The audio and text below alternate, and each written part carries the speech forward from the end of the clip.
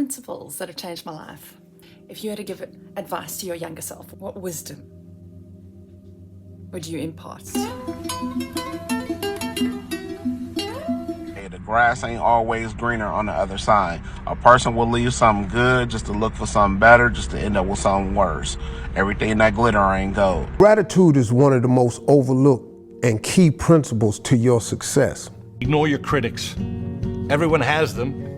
They will tear down in an hour what they couldn't build in a lifetime. Are you happy? I'm not searching for happiness. I'm searching for peace. What is it I ultimately look for? I would call it's just peace. Well, I've been on this planet almost half a century, so I should know some things. Let's hope I can share my ideas with you. What, if you had to give advice to your younger self, what wisdom would you impart to your younger self? I came up with 4. I'm not saying these are the only 4, but at the top of my head, I thought, what could I share to my younger self? Or to you on the other side of the screen that might be in your 20s or 30s. Let's dive in.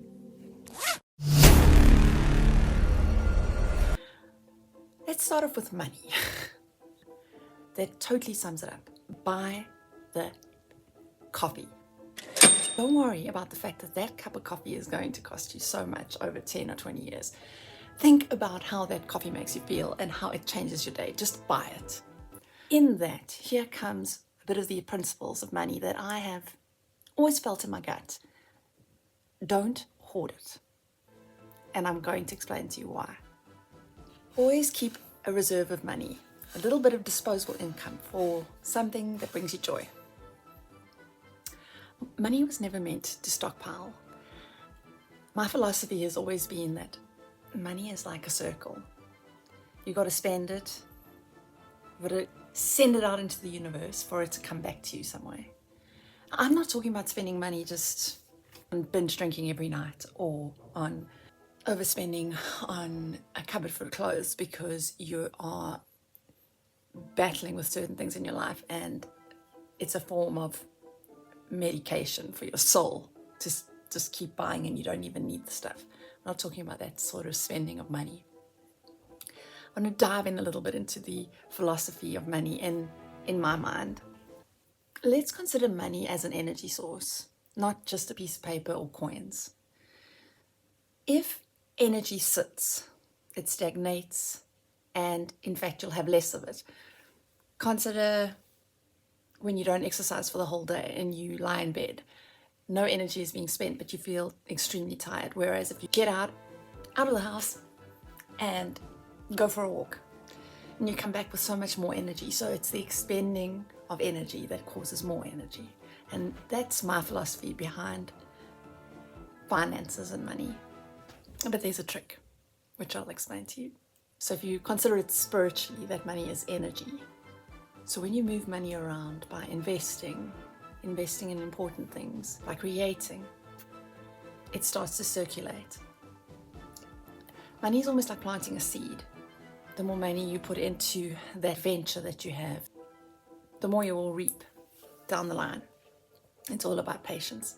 But always consider that when you are spending money, that it will pay off in some way.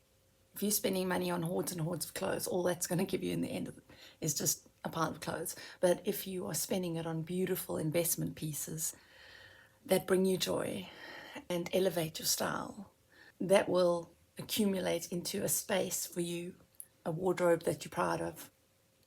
Let's go deeper. Money will grow if you spend it on good energy. Then we can talk about the law of circulation. So we talked about the law of energy, but the law of circulation, what you give out returns to you, like a circle.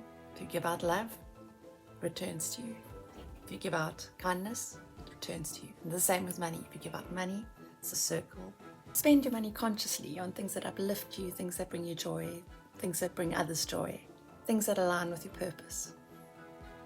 So if you consider money as an energy force or as a vibration, You need to keep money's energy moving so that you can attract more of the same vibration. How many of us know about fear?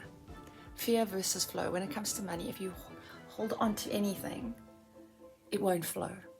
Life, if you live in a fearful way, you'll never experience the liberation of just allowing things to flow.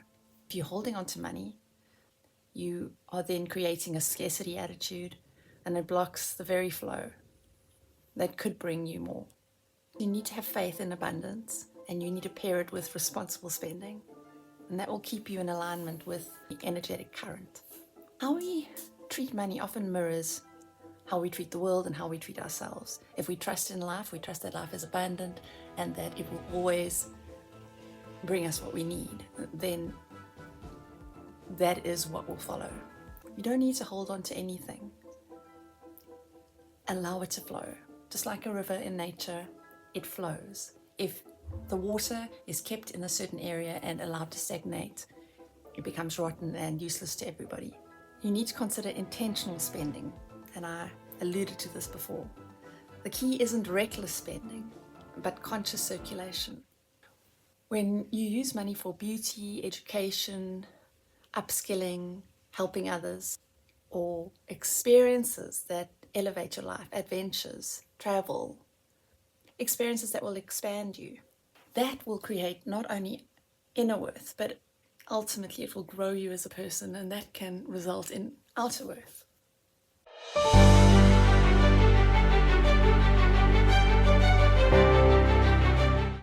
There's zero fear. You realize that the point of maximum danger is the point of minimum fear.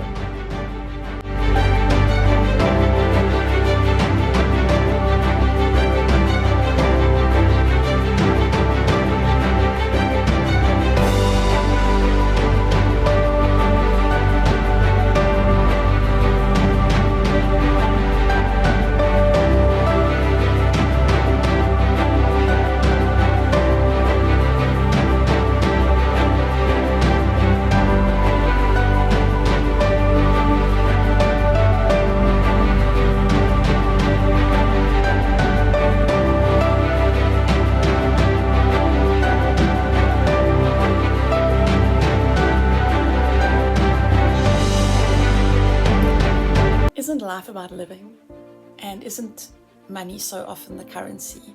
Money and time, I think, time especially, is the currency in which we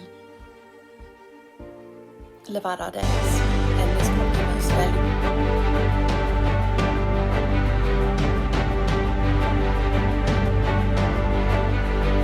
No reason to be scared. And then in that moment, all of a sudden, where you should be terrified is the most blissful experience of your life.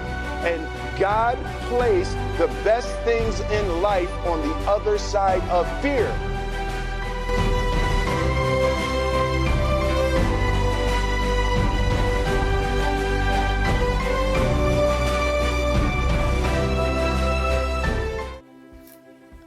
Time is the most important, and money helps us to spend our time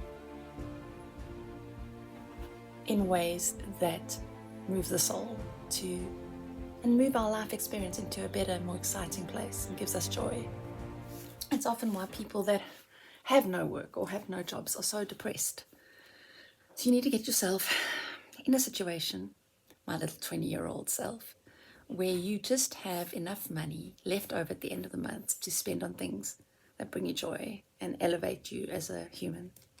So how do you apply this to your life? You must invest in your creativity. And every time you spend money on any of your creative works, whether it's travel, tools, skills, you're sowing seeds. Those seeds will reap and bear fruit later. Keep a balance. Flow doesn't mean chaos. Have some idea of, if I spend my money on this, have a plan with your money. A small reserve is wise, so don't spend all of it at the end of every month. The goal is circulation, not accumulation. You need to also trust timing. When money leaves your hands, it will take time to circle around and come back to you. It will return to you in a new way, almost in an unexpected way. But just always remember the energy behind the money that you're spending must be for something positive in some positive way, whether it should bring out positive emotions in you. You can't spend your money, your whole salary on a night's worth of binging, because the next morning you're going to wake up feeling terrible. Has that spending of money elevated your life in any way? No, it's gone. You can't see anything for it. Whereas if you'd spent it on a trip with friends, you'd have all the memories of that trip.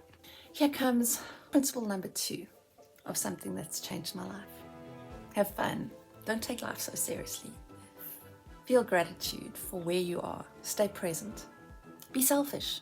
Take care of yourself. Know how to say no and mean it. Don't need to be a people pleaser. As you get older, you start realizing that I wish I'd learned that when I was younger. But certainly don't take life so seriously. It's about having fun. Build meaningful relationships with people that are special to you, people that you love, people that bring the best out in you. And kick those to the sidewalk that are a waste of your energy, that no matter how much you put into them, they're just draining you. They're not watering your own plant. I'm not saying that we make friends and have people around us for what they're going to give us. But you do need people in your life that make you a better person. So be okay with letting go of people that no longer serve you. And do it quickly. Take risks. Cherish life. It is so short. Consider 1 minute, 1 day, 1 year. Life is transient.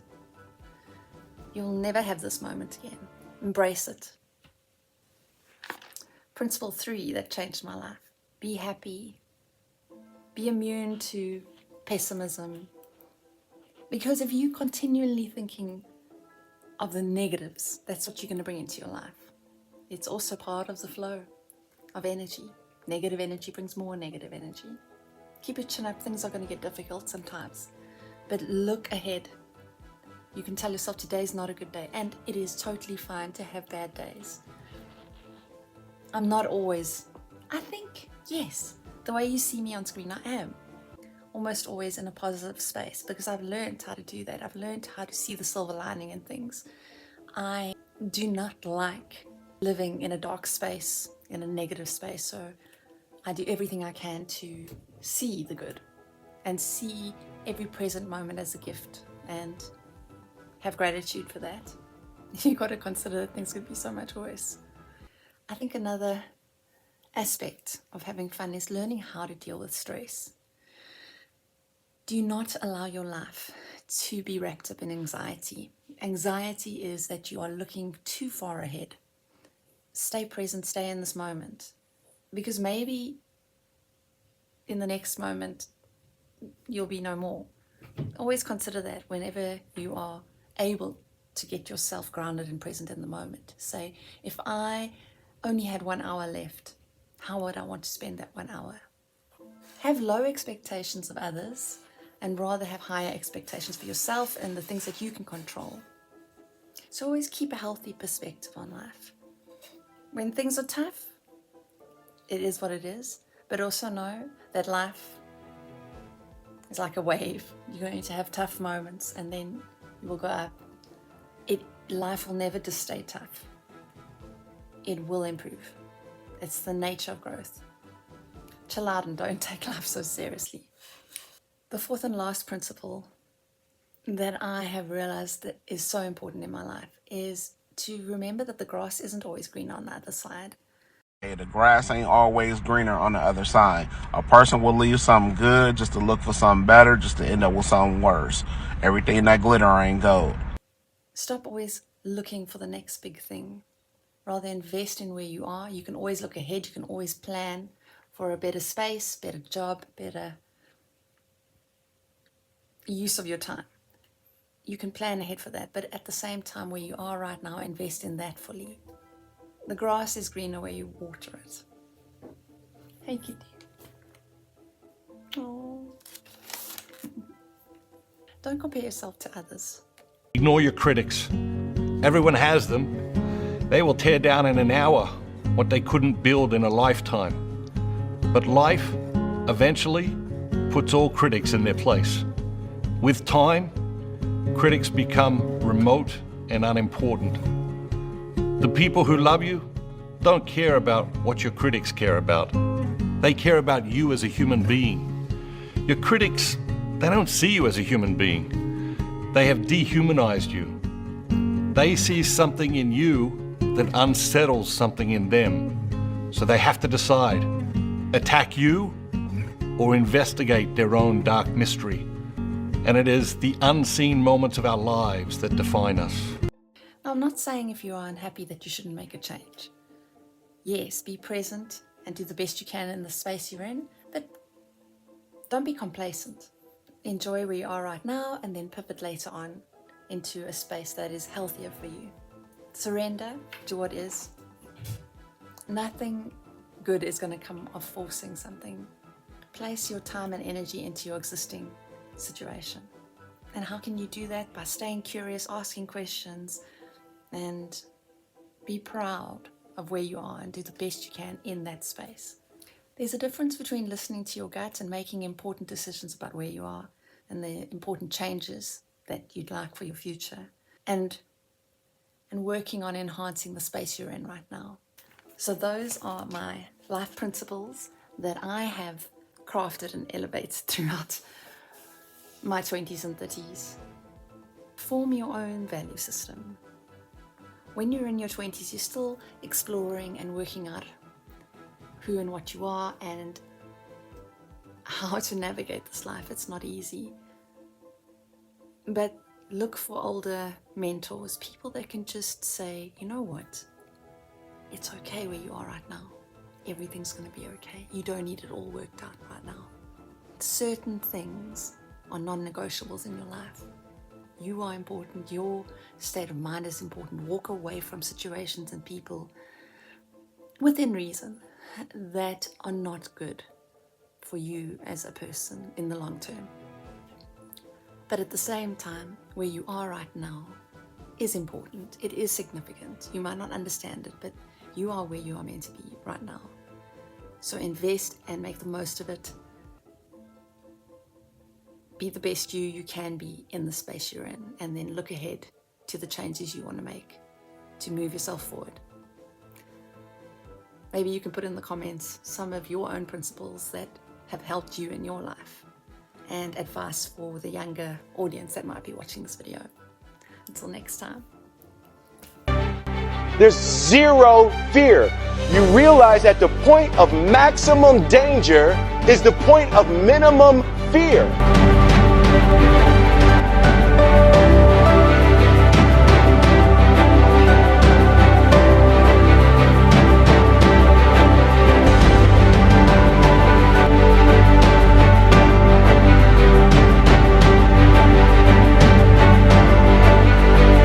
No reason to be scared. And then in that moment, all of a sudden, where you should be terrified is the most blissful experience of your life. And God placed the best things in life on the other side of fear.